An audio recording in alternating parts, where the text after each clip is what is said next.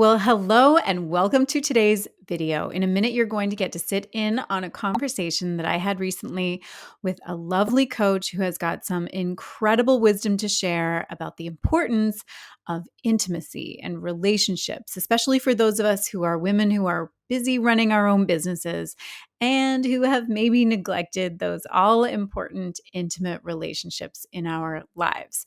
So, Melisa Keenan is a USA Today bestselling author, keynote speaker, and intimacy coach. She's also the CEO of a multi six-figure international intimacy coaching company supporting high-level businesswomen to reclaim their true femininity and sensuality to create deep intimacy. Melisa works with high-caliber, soul-driven female leaders who know that living the dream is only as fulfilling as their most intimate relationship, and that their impact is only as wide as they are willing to go deep within themselves. So if any of that rings true for you, then you are going to love watching this interview. Let's get into it.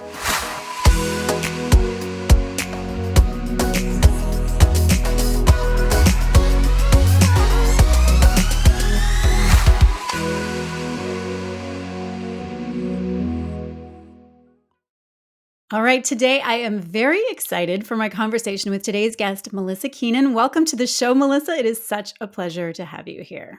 Thank you. I'm so glad to be here. Yeah, I am really looking forward to learning from you today and hearing about everything that you've got to share, about intimacy and personal relationships, especially for business owners. But before we get into everything, I would love for you to introduce yourself and just, give our listeners some background about who you are and what you do. Yeah, thank you. I'm so glad to be here. So I work with high-level business women and I help them to use their feminine energy as their 10x growth strategy. Um and I love this work. I'm so passionate about women having a whole full experience of life. Um which was born from me hitting my own rock bottom in so many ways and feeling completely and utterly hopeless, and then Hmm. building back from that and looking around and recognizing, like, oh my gosh, nothing is a fairy tale. Like, I can have it all, I can have whatever I want, and then I just went after it and created it. I love that. I love that a lot.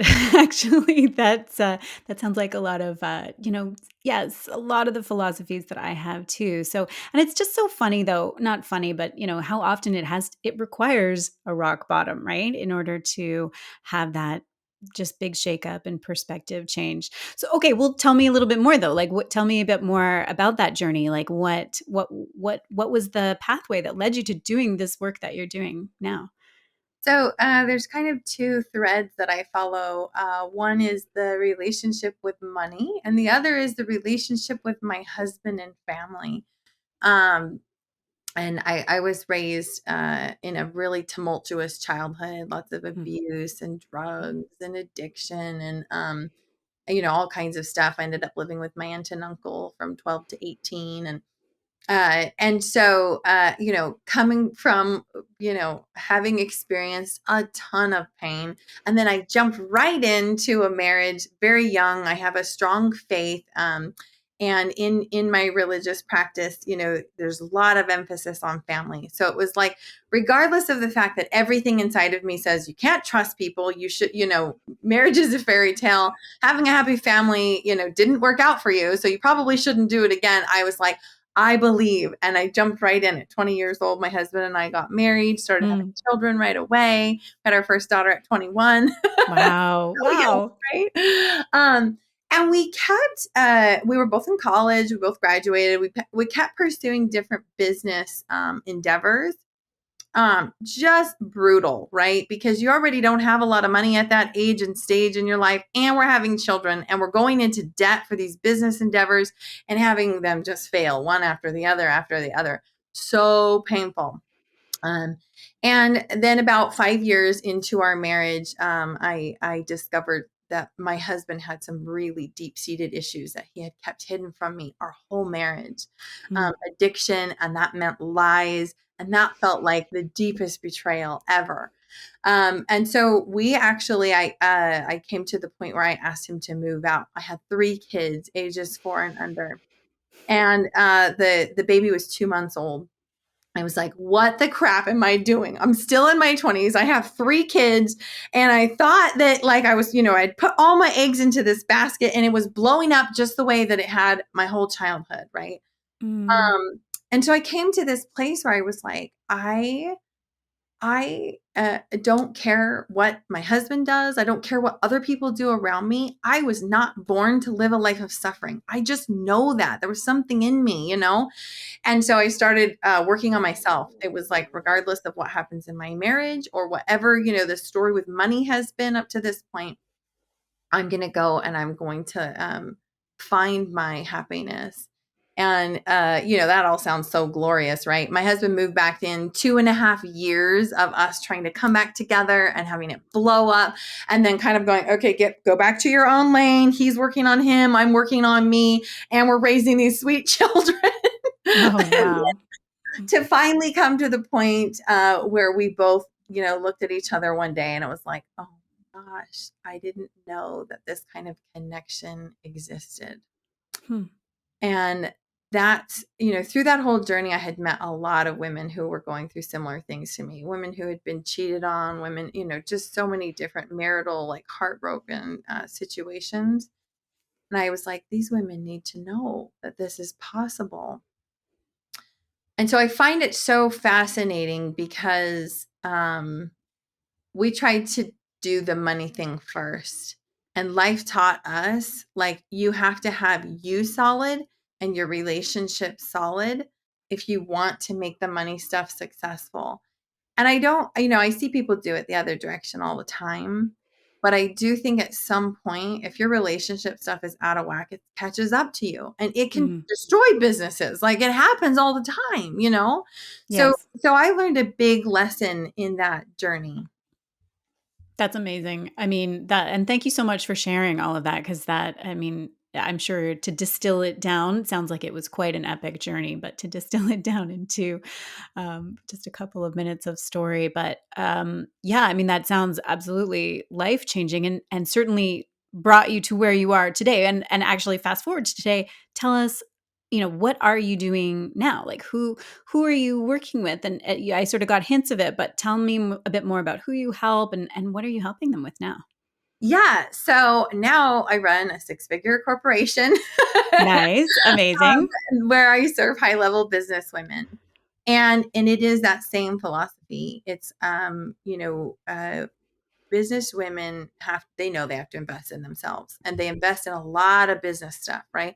Business Hmm. coaching, business strategy. It's like whatever it's going to take to make the business big and expansive and visible, and so that it can create the impact. Women. I love working with women who have big hearts about serving their community, and these are the kind of women who also tend to put their relationships on the back burner Yeah. because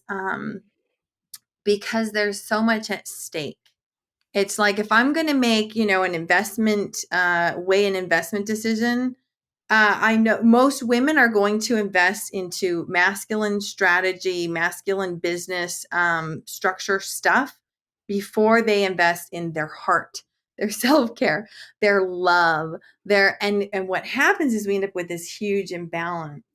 And so, I had to learn that process in my own journey, and that's where I found kind of a passion helping those women.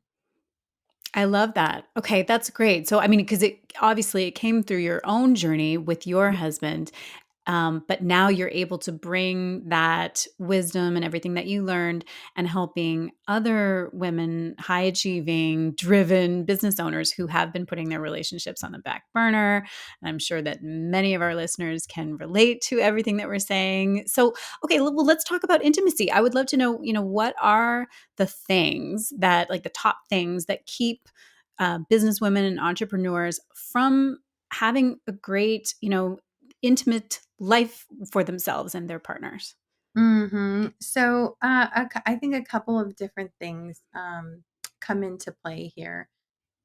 One is, often I think we think I have past unresolved stuff. but actually what we say is, well, I already dealt with that. I'm sure that's not affecting me anymore. Um, or on the flip side, it's like, I already did a bunch of therapy on that. And so I'm not, again, I'm sure that's not affecting me anymore. So, especially when it comes to sexual stuff, so much can affect our ability to be open and receptive to pleasure and to physical connection and all of that. And so physical connection, right, can be one barrier. Another barrier is not ever feeling permission to be in our feminine energy. Hmm. So what I mean by that is like, the best example is like, there's no time for all these feelings. Right. How inconvenient. Yeah, and it's like, okay, I'm running a big corporation. Like, where is there time for me to like break down and grieve what I've lost, or to feel the weight of the text that my partner just sent me, or or even what happens is that it even prevents us from being able to fully be in our celebrations and our big moments, and so we sort of like try to put that part of ourselves in a box. And that comes from generations of living in a patriarchal society, living Hmm. where masculine energy has been honored and celebrated and kind of lifted up as the gold standard. So we don't really know what it looks like to be a full woman business owner. It's like, well, there's weak women over here who aren't business owners, or there's women who fit in this paradigm of the patriarchy and kind of have to compete with men and compete with the big dogs and act like them. Hmm. And where is that middle pendulum place, right? So, but the thing is when we do that, we lose touch with our true inner voice. Hmm. We, Hmm. we, we lose touch with our power, our ability to Yeah. really run the business the way that we had first envisioned it when we got that seed of inspiration to do it in the first place, right?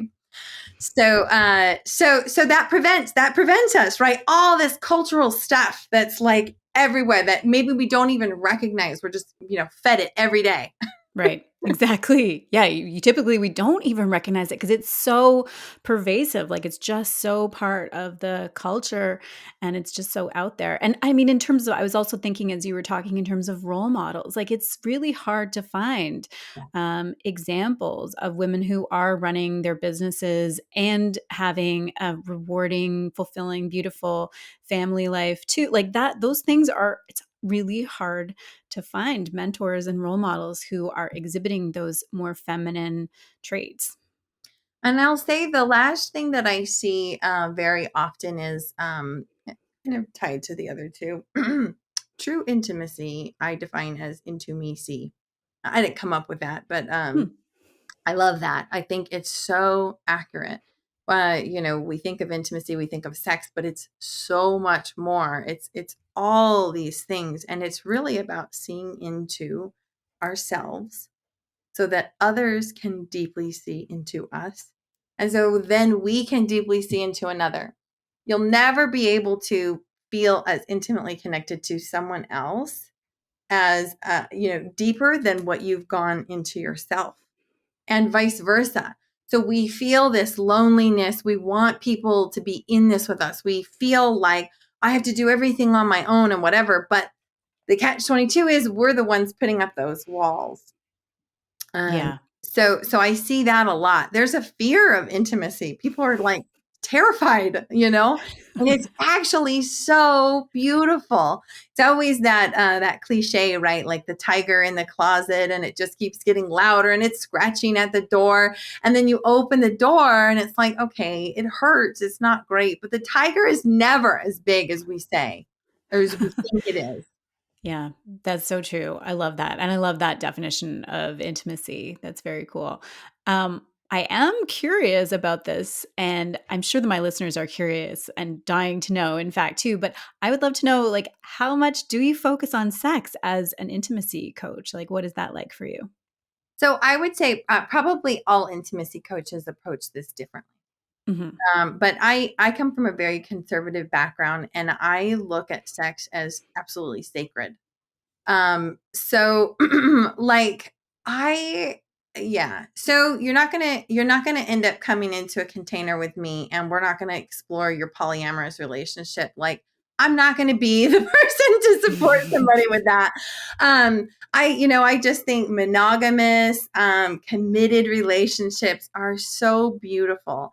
And so typically the women who are attracted to me are women who have craved healing this part of themselves, but have felt like there's not a safe space to talk about it.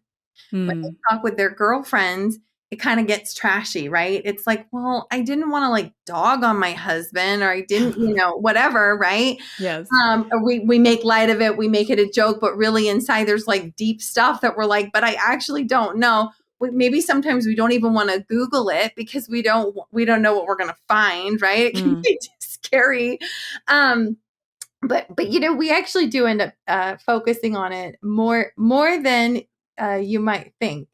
It ends up showing up more often because I think even people will say to me, "Oh, we have sex all the time. That's not really our issue, right?" And then we get into it, and it's like, I just wish there was more depth. I wish it felt like we were actually seeing each other. It feels robotic. And so Mm. there's like I look at a marriage or a partnership, and I think there's all this power and magic in a partnership.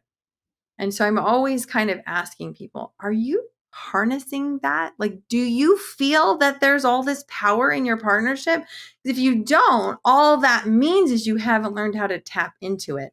And sex becomes a powerful strategy for tapping into that power there, which then ultimately, obviously, as a businesswoman, is going to like, you're radiant all of a sudden. You're all about your pleasure. You're like, sparks are flying again. And then you're, of course, going to go out and influence the world in a deeper way. Yeah, well, I actually wanted to ask you about that because you had said you talked about 10xing your success and using this as your tool. I would actually love to know, like, from your experience and what you've seen, like, why is high level success in business dependent upon having those successful relationships and that true intimacy? And like, what is the correlation between those two things? I'm so glad you asked. Think and Grow Rich, Napoleon Hill talks about Hmm. this, and everybody gets at this chapter and gets like, I don't know what's happening here. Chapter 11. So if you have your Think and Grow Rich, what's funny is you may have a copy that has eliminated this chapter because No way. Oh my gosh, I'm gonna have to go and take a look because yeah, of course I've read that book like everyone. right? And now yeah, and I'm thinking, I don't remember that. So maybe I either glossed over it, like you said, everybody does, or maybe mine doesn't even have that. Oh my gosh. Okay, tell me all about this. So fun, so fun. I mean, there's so much I could say about this, but I do love bringing in this book because everybody knows this book. But Yeah. chapter 11, he talks about the emotion of sex. And he says that it's like he was reading a study that had studied about this and had interviewed lots of people who were very successful and asked them about their relationship to sex. Hmm. Wow. Okay. Said that throughout time there was a correlation between people with he called it highly developed sexual natures and being abundant and successful. And, Huh. it's right there before our noses. I think I read it for the first time, and having been through all the trauma and messy stuff that I had been through, Mm. I was probably just triggered. And I was like, I have no freaking idea what he's talking about. And I'm just going to like take whatever else I got out of the book and ignore this chapter. I Yeah. don't know Yeah. what's going on here. But it really is very, very true. And here's how we bring this into real life, right? A woman comes to me, um, she has focused solely on her business her whole life. And she's been in and out of relationships, all kind of failed attempts at not being lonely. She keeps dating guys who, sort of fill that need. They're Mhm. comfortable. It's like, oh, I need someone to be comfortable. But then when the relationship gets hard, or maybe he shows that he's actually pretty needy and stuff, he's not super capable on his own, you may keep him around because he's got this comfort factor until it gets uncomfortable. And then it's like, look, you're getting in the way of my business growth. And so I'm going to just, just move into my business deeper and let go. And then, this is her story over and over and over. Mm. And then she starts to get older and she starts to realize the clock is ticking.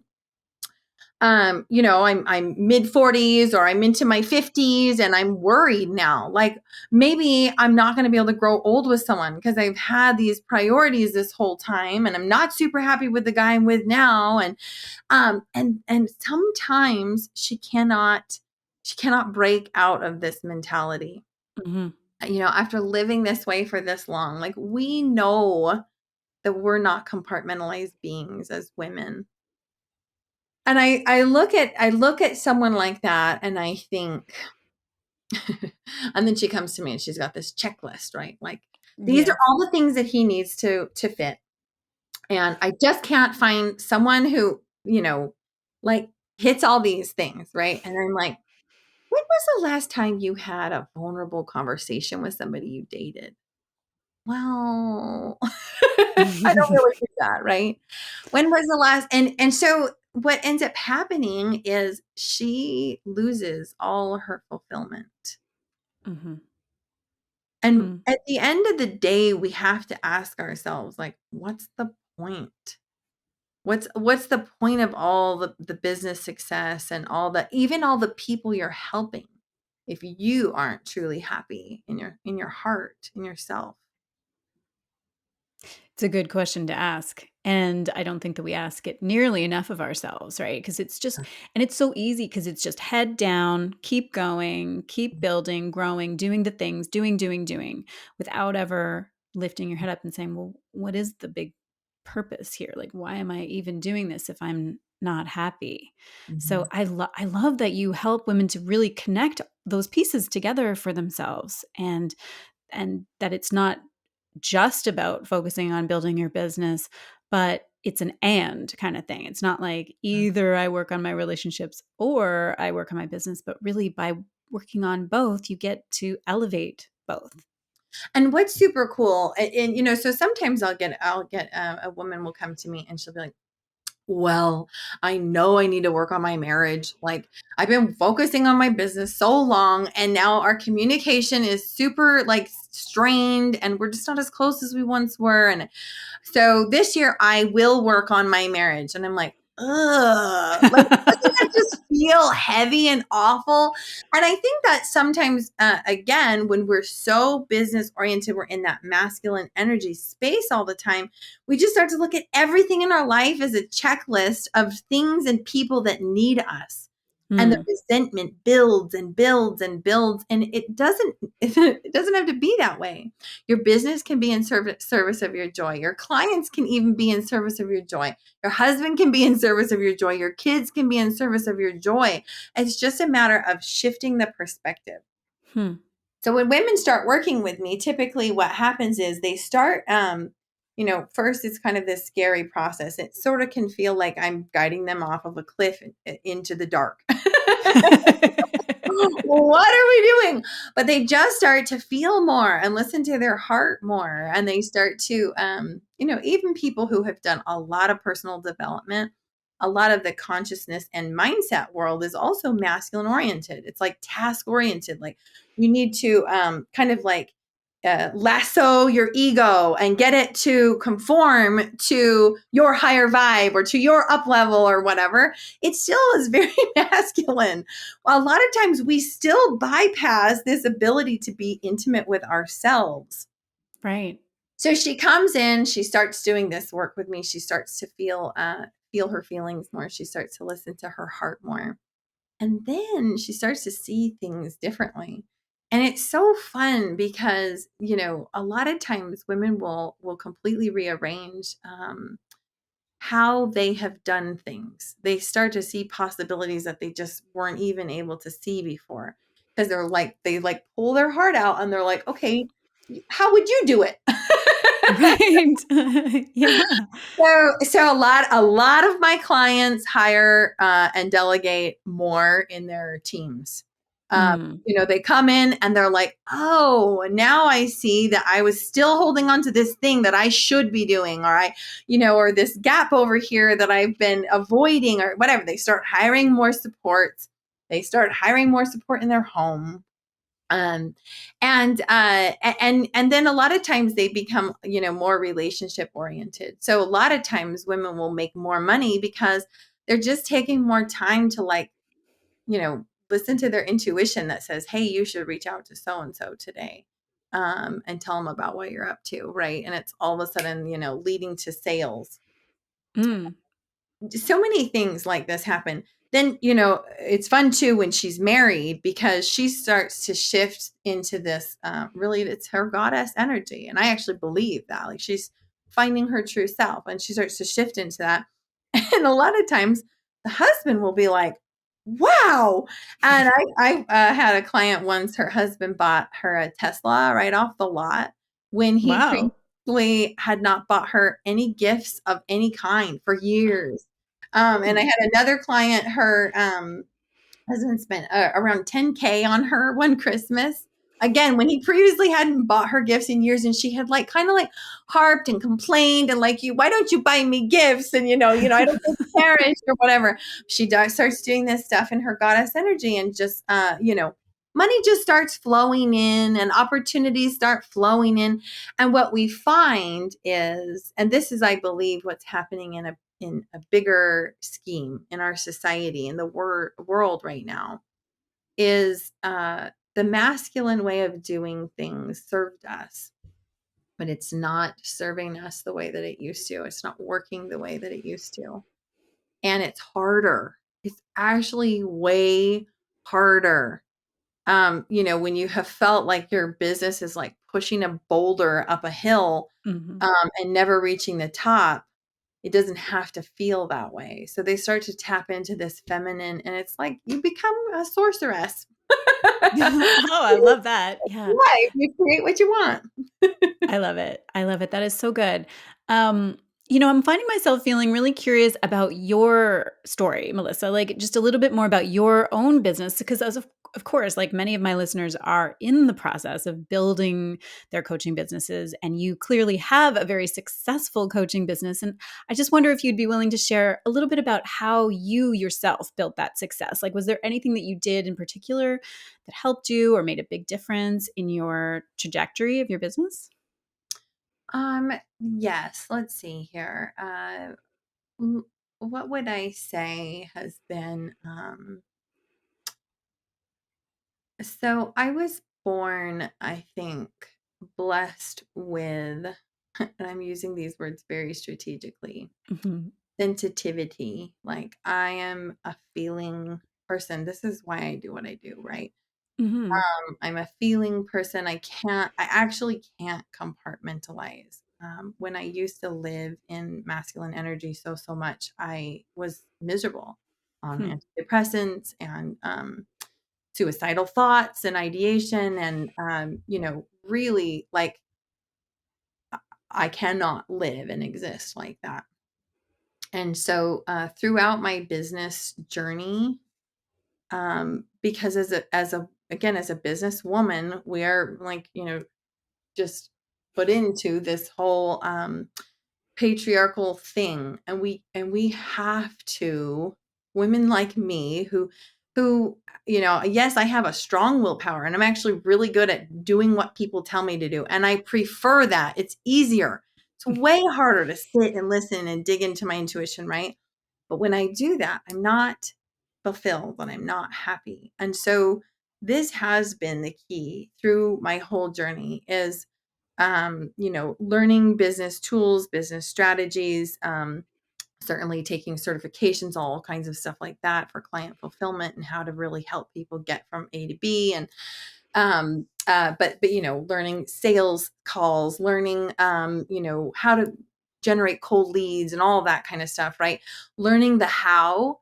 And then it's this process of, in human design, I'm a manifesting generator, bringing it in, feeling into what actually works and then moving forward with the strategy that actually works for me. And it's been it's kind of a brutal process, because again, like, everything comes from this masculine structured, like, achievement, do it every day and you'll have success, and right, Yes. space, pressure sales, all this kind of stuff. And so what I have done is try it. Like, I try it. I plunge myself in, and I will commit, and I give myself a time frame. Like, okay, in fact, at one point it was like, okay, I'm going to do this for a whole year, just as my coaches have said. Ugh, I don't really recommend that. A year was a long time. It is a long time. But commit and do the thing and really learn it, so you can say, I know how to do that and I'm very good at it. And then you go back to your heart, and it's like, now heart, teach me, out of everything that I know, intuition, teach me, guide me, what's my divine way of doing this thing. How do I generate cold leads? How do I nurture my warm leads? How do I structure my business? What programs do I want to offer, because it fuels me, it lights me up, and I get excited about it? And it's been that kind of almost like a teeter-totter balancing, right? Of like learning the things and then coming back to my heart. And it was just in 2021 when I really got to this point where following all the shoulds and to-dos as a coach just started to feel like it was crushing me. And so I really, again, had to dig deep in. And I think at this point, I know the strategies. Like, I don't need to continue to hire more strategy coaches. I need people just to remind me to go back to my own inner wisdom, use the tools that I already have, and create my own journey, right? Because we're always having to pivot. The market's always changing. And, thankfully, my intuition knows just what to do every single time. It's amazing. I absolutely love that approach, like that whole philosophy. And as you were talking about it, it reminded me, and I'm hoping, I don't know if I'm correct about the particular artist. I feel like it was Picasso who said something like, you have to learn the rules in order to then go on and break the rules. Something like that. I'm probably butchering it, and I might entirely have the artist wrong. So if any listeners know what quote I'm talking about and know the exact artist, then let me know. But it's that kind of idea, like just exactly what you described, that whole process of, yes, you've got to, learn the strategies, learn the tactics, the masculine stuff, the structures, the checklists, all those to-dos and tasks. And then not just kind of let yourself off the hook by not actually trying it. Like, I love that you had the commitment to go in for a full year on various strategies. But yeah, I mean, you've really got to run it through your system. And then, but that's not the end of the story, right? I think that a lot of people probably give up. I think they probably are like, oh, well, I tried that and it Yep. didn't work. Yep. Instead of what you described, much more beautiful, intuitive process after that, because that's just sort of the beginning. And Mhm. then you kind of sink in and be like, okay, well, what worked about that? And how did that make me feel? And why didn't that work for me? Or, whatever it is that you have to, whatever your process is of making it your own.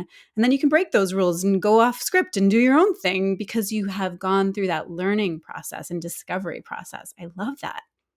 And I think what I would add to that is, especially for beginner entrepreneurs, and if you're aware of masculine, feminine energy, like, there's a lot of up and coming entrepreneurs that I see, who know that they don't want to do things in the old masculine paradigm, but then as a result, they really struggle to create any systems or structure for their business. And the thing about being in our feminine is we have to have masculine support. It's a river and a riverbed. Without the riverbed, the water just will go everywhere, right? Like, I picture like water droplets everywhere in the universe or something, like it's scattered, it doesn't know where to go. But with the riverbed in place, the water can flow, it can flow abundantly, it can flood, and it just goes and goes and goes, right? And that's what we want our business to feel like. And so we create masculine structures, right? We create systems and things. We need all of that stuff. And then we can, the problem though, is that we rely on those so much that we forget about the flow of the river. we forget to nurture that flow and add to it and be in the flow and receive the flow. So we need both. Yes. Going to start a business just by, sitting under a tree and meditating and, thinking clients are going to show up. That's not going to happen.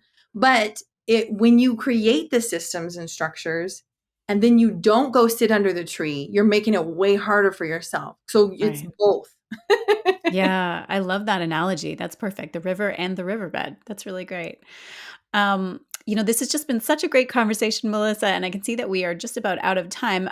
Before we wrap up, I do want to hear all of your details in terms of where listeners can go to connect with you. But before we do that, like any final words of wisdom, like one or two, final takeaways to give our listeners? Hmm. I think what I would share is we're so abundant.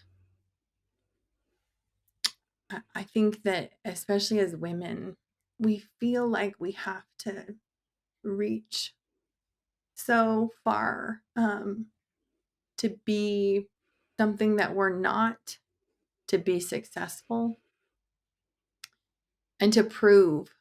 Lots of that proving energy, right? Our ancestors and our DNA says, like, who are you really?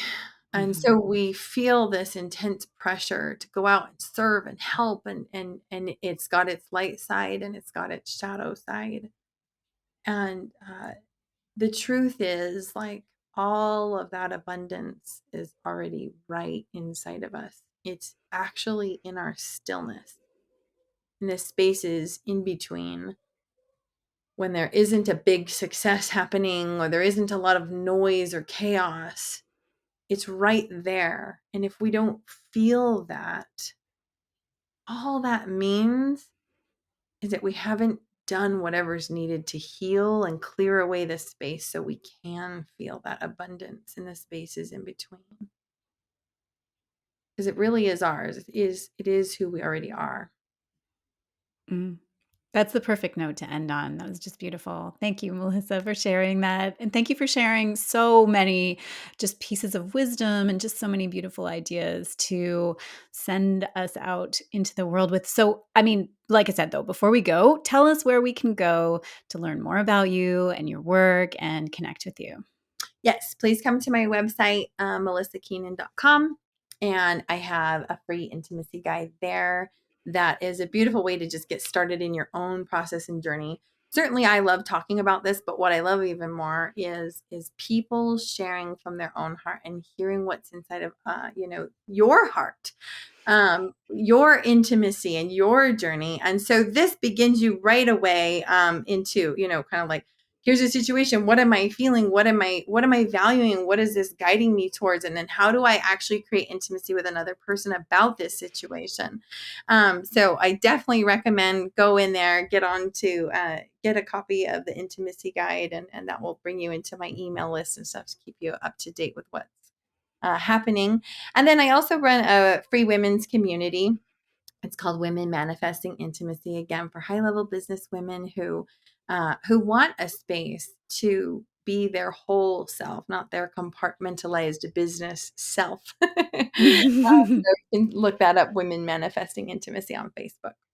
Oh, amazing. And I will put all of those links in the show notes for sure so that people can easily find you because this has just been it's been such a pleasure. Thank you so much, Melissa. Have an amazing day. Thank you so much.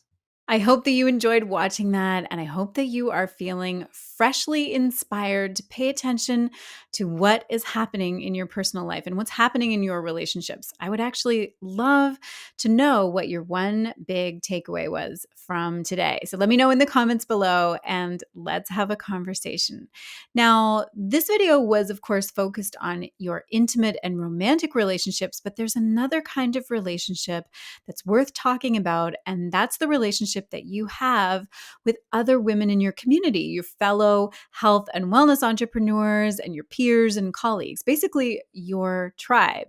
And this is especially important for entrepreneurs because let's face it, it can be pretty lonely on this journey. And having a community of like-minded women who have got your back, who are supporting you and cheering you on, as well as being a reliable source of information and advice, it can make a huge difference. There is no need to do this alone. And so if you are looking for a true sisterhood of women who are also building meaningful businesses in the wellness space, then you are going to love what I'm creating for you. I can't reveal all the details right now, but what I'm putting together is a membership for wellness coaches and entrepreneurs to give us all the community and the connection that we crave, in addition to all the business expertise and know-how that we need. Now, if that sounds interesting to you, then go ahead and follow the link in the description box below to add your name to the waitlist, and you will be the first to know when all the juicy details become available. All right, that is a wrap for today. As always, I hope that you enjoyed this video and that you have an amazing week, and I will talk to you again very soon.